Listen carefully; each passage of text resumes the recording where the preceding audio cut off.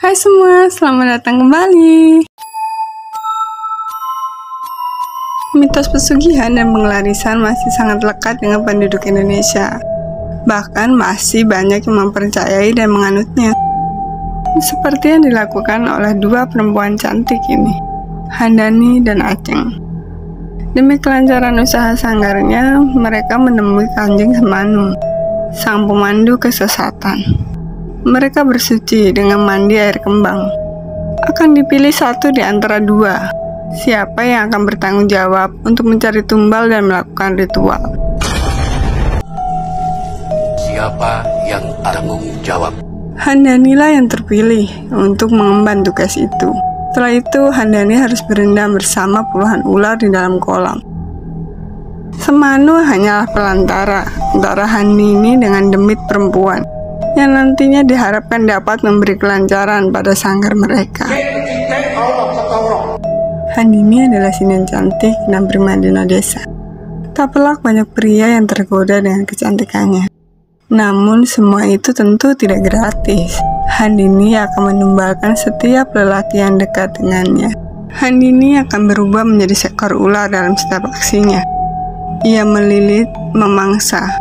Kemudian wajahnya akan semakin mempesona. Hebat gak? Bu Handini banyak yang nyawa. Perempuan sundal kok. Tapi kali ini korbannya membuat dia berada dalam suatu masalah. Kusno mati setelah dililit ular Handini. Desas-desus tentang Handini yang seorang pelacur santer diperbincangkan oleh warga desa. Bahkan anak Handini yang bernama Ningrum harus menerima pandangan buruk terhadap perilaku ibunya. Menghakimi kita gitu loh. Kan anak sundel wira adep isin moro rene. Kusno adalah pelanggan Handini. Dayu yang merupakan istri Kusno tak terima dengan kematian suaminya. Dayu meminta Jarwo untuk mengganggu Handini dan mencari dokumen peninggalan Kusno yang mungkin berada di tangan Handini. Kusno memang tidak pernah bawa apapun. Handini selalu menjebak calon mangsanya dengan kemolekan dan kecantikan tubuhnya. Kemudian membuat mereka menjadi tumbal untuk perjanjiannya dengan demit perempuan. Handini selalu rutin melakukan ritual bakar kemenyan dan memakan bunga kantil. Ia sama sekali tak peduli dengan bahan gunjingan orang-orang. Ningrum sebagai anak selalu mengingatkan Handini untuk tidak berlaku seperti seorang pelacur dan melakukan hal-hal bodoh. Tapi Handini sama sekali tak menggubris nasihat anaknya. Kita direndahin warga terus, Bu. Bahkan akhir-akhir ini Ningrum mulai merasakan hal-hal aneh yang terjadi pada ibunya. Ningrum sering memimpikan ibunya berubah menjadi ular dan menjadi setengah setan yang menyeramkan. Wis kesekian kalinya loh, gagal meneh. Entah kesalahan apa yang dilakukan oleh Handini, hingga akhir-akhir ini banyak sekali jadwal manggung yang dibatalkan oleh pelanggan. Kusno sudah meninggal tapi tidak ada yang berubah. Aceng dan Handini merasa bahwa kematian Kusno tidaklah sesuai dengan tumbal yang diminta oleh Kanjeng Semanu. Dan waktu mereka hanya tinggal 1 minggu ke depan untuk mendapatkan tumbal yang sesuai dengan syaratnya. Jarwo, orang suruhan Dayu, memulai aksinya dengan mencegat Ningrum di tengah jalan. Jarwo mengintimidasi Ningrum. Beruntung Jalu datang dan menolong Ningrum hingga tak terjadi apapun kepada Ningrum. Jalu juga mengantarkan pulang Ningrum hingga ke rumahnya. Jalu bertemu dengan Handini. Handini merasa tak asing dengan wajah Jalu. Ternyata Jalu adalah salah satu karyawan baru di sanggar milik Handini. Jalu menceritakan bahwa ia adalah anak tunggal yang hidup berpindah-pindah. Ia tak memiliki saudara atau siapapun. Anak tunggal gak punya saudara, jadi ya. Entah apa yang kemudian terbesit dalam pikiran Handini. Ia tersenyum penuh arti ketika mendengar perkataan Jalu itu. Setelah kedatangannya ke rumah Handini, Jalu jadi sering mendapat teror-teror horor di sekitarnya. Demit perempuan yang disembah oleh Handini selalu berada di sekitar Jalu. Waktu kita nggak banyak loh. Handini mulai mendekati Jalu. Ia mengajak Jalu ketemuan di sebuah jalan desa. Namun sialnya Jarwo melihat, kemudian mengikuti mereka hingga ke rumah Handini. Handini membawa Jalu masuk ke rumahnya. Tapi Jalu merasa ketakutan. Ia takut kalau ada orang yang datang ke rumah Handini dan menggerebek mereka. Tak lama datang Jarwo, membawa beberapa orang untuk menggerebek Handini. Namun bukan Handini jika tidak bisa menghalau tuduhan itu. malam-malam berduaan dengan yang bukan muhrimnya. Kami tidak berdua di sini. Mendengar pernyataan itu, Jarwo CS langsung pergi meninggalkan rumah Handini dengan sangat kesal.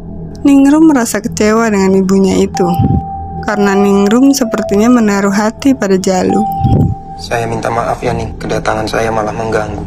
Santi yang merupakan teman sekaligus sepupu Ningrum memergoki Handini sedang melakukan ritual pemujaan.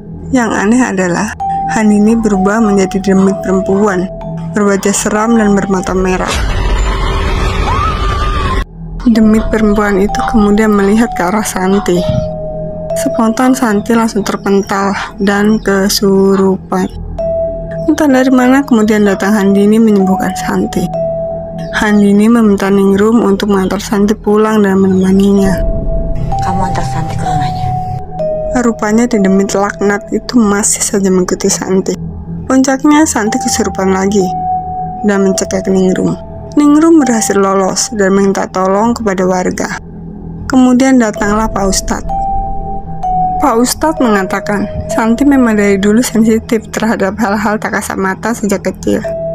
Namun kali ini ada yang berbeda. Nampaknya ada seseorang yang memang dengan sengaja mengirim jin itu untuk mengganggu Santi. Ada jin jahat yang ditugaskan mengganggu Santi. Di sisi lain, di malam yang sama, Handini mendatangi kosan Jalu. Handini merayu Jalu. Lalu mereka mulai bercinta. Tak ketinggalan, di demit perempuan itu selalu berada di sekitar mereka untuk mengintai mereka. Handini berubah menjadi seekor ular, tapi Jalu yang sudah keenakan tak menyadarinya. Saat Jalu bangun, Handini sudah tak berada di tempat. Yang tertinggal hanya bekas gigitan ular di belakang pundaknya. Kemanusiaan Handini terdengar hingga ke negeri jiran Malaysia. Dato Amir, seorang Malaysian, datang mengunjungi sanggar milik Handini untuk melihat kesenian yang membuatnya tertarik. Handini mempertunjukkan kebolehannya dalam bersinden dan menari. Syarat untuk Kanjeng Semanu. Ajeng mengingatkan Handini, waktu penumbalan sesuai syarat yang diminta oleh Kanjeng Semanu sudah dekat, dan syarat penumbalan itu sangat identik dengan Jalu. Handini menemui Kanjeng Semanu dan meminta maaf karena belum bisa memberikan tumbal.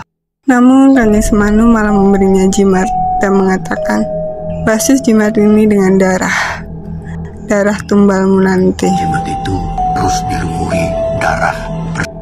Jalu memenuhi syarat untuk ditumbalkan karena dia anak tunggal seperti yang diminta oleh Kanjeng Semanu. Sedangkan Dato Amir juga mati menjadi tumbal Handini. Ia dililit oleh ular besar di sanggar Handini. Ia mati mengenaskan dengan darah bercucuran. Di sini semua mulai terkuak satu persatu. Siapa Jalu yang sebenarnya? Ia adalah orang suruhan Dayu, istri almarhum Kusno. Tapi Dayu mulai curiga dengan Jalu. Sepertinya Jalu benar-benar tertarik dengan Handini si pelacur itu. Tugas yang aku perintahkan bahwa kamu akan setia sama aku. Hingga Jalu melupakan tugas dari Dayu. Karena dianggap membelot, Dayu tak sudi memberi upah kepada Jalu. Santi yang masih saja kesurupan. Demit itu ternyata tak mau keluar dari tubuh Santi karena ada seseorang yang menyuruhnya. Dan yang menyuruhnya adalah Kanjeng Semanu. Pak Ustadz yang mendengar itu langsung kaget. Ia mengenali siapa itu Semanu. Pak Ustadz memberi tombak paku tanah Jawa kepada Ningrum agar Ningrum dapat menyelamatkan dirinya dan juga ibunya. Karena ibunya Handini sedang melakukan kontrak gaib dengan Kanjeng Semanu. Ibumu melakukan perjanjian kode. Dan nyawa Handini dalam bahaya. Terlebih saat ini ia sedang mencari tumbal yang diminta oleh Kanjeng Semanu. Namun belum juga mendapatkannya. Jalu datang menemui Handini. Handini dengan senang hati mempersilahkan masuk dan menunggu Jalu di dalam kamar. Saat Jalu hendak masuk kamar, ia melihat Handini sedang melakukan pemujaan yang dilingkari oleh ular besar. Dan tubuh Handini bersisik. Tapi anehnya, Jalu bukannya pergi dari tempat itu, malah masuk, kemudian bercinta. Saat itu juga Jarwo beserta warga mengeruduk rumah Handini. Tertangkaplah basah mereka berdua. Jarwo yang kompor membuat suasana makin panas. Kemudian datang Pak Lurah yang menyuruh semua warga untuk bubar. Pak Lurah itu datang bersama dengan Ajeng. Rupa-rupanya Pak Lurah sudah bersekongkol dengan Ajeng. Makasih sekali. Mama merepotkan. Ajeng memberi uang pelicin untuk membubarkan para warga.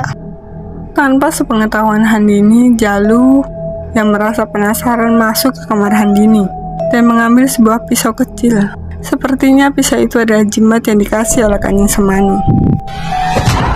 Saat keluar kamar, tak diduga Handini telah bersiap dengan balok kayu dan langsung memukul Jalu. Malam ini adalah malam terakhir penumbalan Jalu. Handini dibantu oleh Ajeng akan membawa Jalu ke tempat Kanjeng Semanu dan ditumbalkan. Kita harus segera ke Kanjeng Semanu. Jalu yang sudah lemas tak berdaya tiba-tiba mengeluarkan pisau atau jimat milik Handini, kemudian menusukkannya ke paha Ajeng. Ajeng dan Handini menjadi sangat panik, karena seharusnya jimat itu dibasuh dengan darah Jalu sebagai tumbal, tapi malah justru untuk menusuk paha Ajeng. Itu artinya mereka telah gagal. Gimana, Din? Aku akan ke sana sekarang. Minta permohonan maaf. Tak ada jalan lain. Handini memutuskan untuk pergi mendatangi Ki Semanu untuk meminta maaf karena mereka gagal membawa Jalu menjadi persembahannya. Melanggar semua perjanjian. Sesampainya di tempat Kanjeng Semanu, Handini meminta satu kesempatan lagi, tapi ditolak oleh Kanjeng Semanu. Kanjeng Semanu murka karena Handini dianggap melanggar perjanjian. Itu artinya Handini harus mati, menjadi korbannya. Ningrum yang sudah mengetahui bahwa malam ini adalah malam terakhir penumbalan, ia bersama dengan Santi datang ke tempat Kanjeng Semanu untuk menyelamatkan Handini. Tapi Ningrum terlambat. Handini mati digorok lehernya oleh Kanjeng Semanu di hadapan Ningrum dan dijadikan tumbal untuk demit perempuan. Ningrum menusukkan tombak paku tanah Jawa ke dada Kanjeng Semanu. Semanu tewas dan demit itu pun ikut tewas.